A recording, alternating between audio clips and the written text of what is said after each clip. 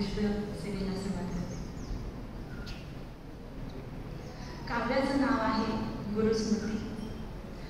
आधी गुरु आठवावा मग हे आठवावे, आधी गुरु आठवावा मग हे आठवावे, म्हणून या श्री गुरुवर्या प्रथम नमन गौपदा, तदनंतरे बंधन श्री मूर्तीसी सदा.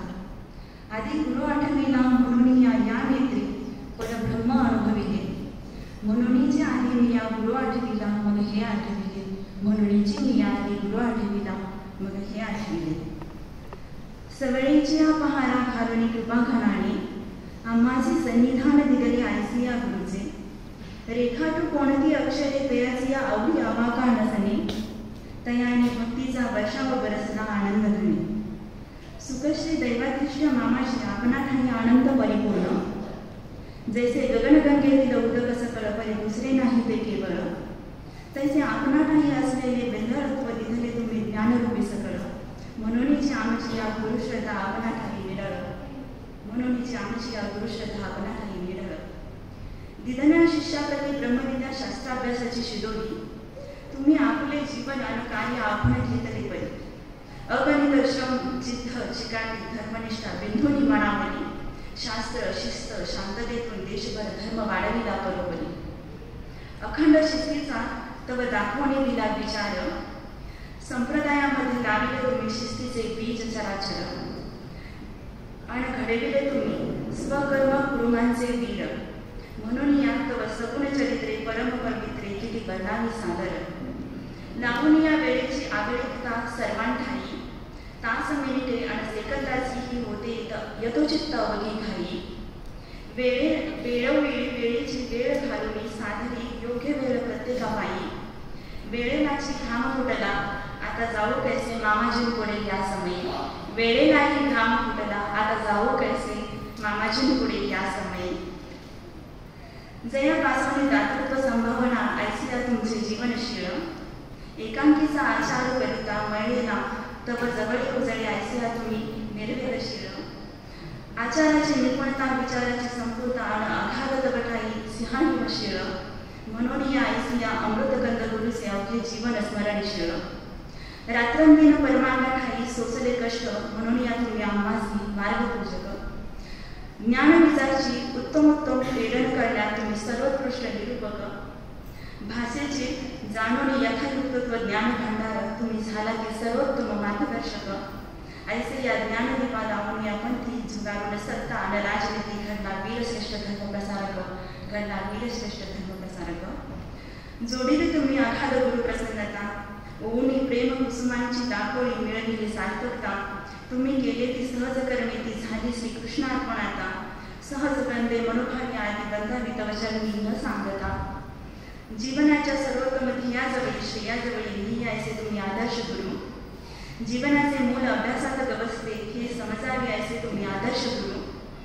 जे प्रेमाने अभ्यास शिकवते ऐसे तुम्ही आदर्श गुरु. होणी धैर्याचा डोंगर न डगमगता शिष्यास धीर देसे ऐसे तुम्ही आदर्श गुरु. अवघी या संतांचा राजा तो जो अनुभवी गुरु, करून या चुकल्याचे शासन आणि सर्व संकटे दूर करे आदर्श गुरु. सुख दुःखात न अडकता नम्रपणे समंजस जगणे शिकवले ऐसे आदर्श गुरु. तुमचे आबाई बाबाजी लाभले पंथासी आदर्श गुरु. म्हणूनची बाबाजी तुम्ही आम्हाप्रती सुखाचा सागर, प्रेमाचा आगर, धैर्याचा डोंगर. तव करून या मुक्तीचे मंडन, दुष्टांचे दंडन, पापांचे खंडन, देऊनी शिष्याची नवदृष्टी भाग्योदय करी ऐसे आनंद साधन, भाग्योदय करी ऐसे आनंद साधन. एक आंतरराष्ट्रीय स्तरावरचे लेखक आहेत, त्यांच्या 2 वळी आहेत. A man practices the art of adventure when he breaks the chain of routines and renew his life through reading the new books, traveling the new place, taking up the new habits and adopting new viewpoints. हे सगळं ज्या लेखकांनी सांगितलं आहे हे खऱ्या अर्थाने मामाजींनी त्यांच्या जीवनामध्ये आपल्याला सिद्ध आणि खरं करून दाखवलेलं आहे. मी जाता जाता एवढंच म्हणेन, such I have no words for writing about you, Babaji. These poems are so limited in front of you, Babaji. I am such a small thinker, but I write about you, Babaji. You have no mother hearts, Babaji, so I am sorry to say, Babaji. I am sorry to say.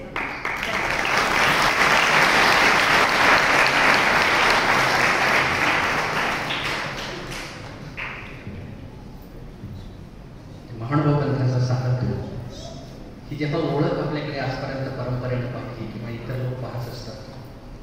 हे महानुभाव काही जाणते, लीळाचरित्रामध्ये शब्द येतो, ही श्री चांगदेवराव गोसावी काही जाणते, त्या ब्राह्मणाच्या बोलण्यामध्ये ज्या वाक्यातला उपहास आहे त्यात बाहेरच्या लोकांना पाहताना जाणवेल की मानव पंथाचे साधक कसे आहेत, साधकी कशा आहेत. आधुनिक गोष्टीमध्ये वावरताना इथल्या सगळ्या पक्षांचे ज्ञान त्यांना अवगत आहे. सोबतच वेगवेगळ्या धर्मरूप कौशल्यानं वाकपुष्पार्जन सेवेतून लोकांपर्यंत पोहोचून स्वतःला सक्षम करणारा साधक मानव पंथाचा समोर येतो आहे. काळाच्या निद्रामध्ये तो आनंद व्यक्त करूया. आणि आता त्या पर्वाची आपण बघतो म्हणजे हा वयनारचन सोहळा. वयन म्हणजे ज्ञान, या अर्थानं ज्ञानपूज्य, ज्ञानप्रदत्व सर्वत्र पूज्य. कारण या प्रसाद सेवेमध्ये ज्ञानलक्षण संबंध जो वर्णिलेला आहे, या ज्ञानलक्षण संबंधातूनच आपण अंकुष्ठाकडे जोडल्या जातो.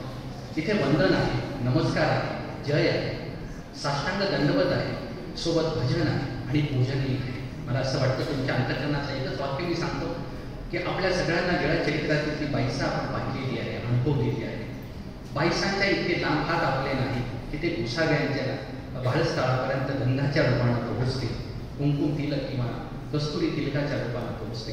परंतु तिथे जर हात आपल्याला पोहोचवायचे असतील तर आपल्याला सुरुवात इथे करावी लागेल. आज तो पवित्र क्षण आहे. पूजन करणारे हात कोणाचे आहेत यापेक्षा ते आपल्या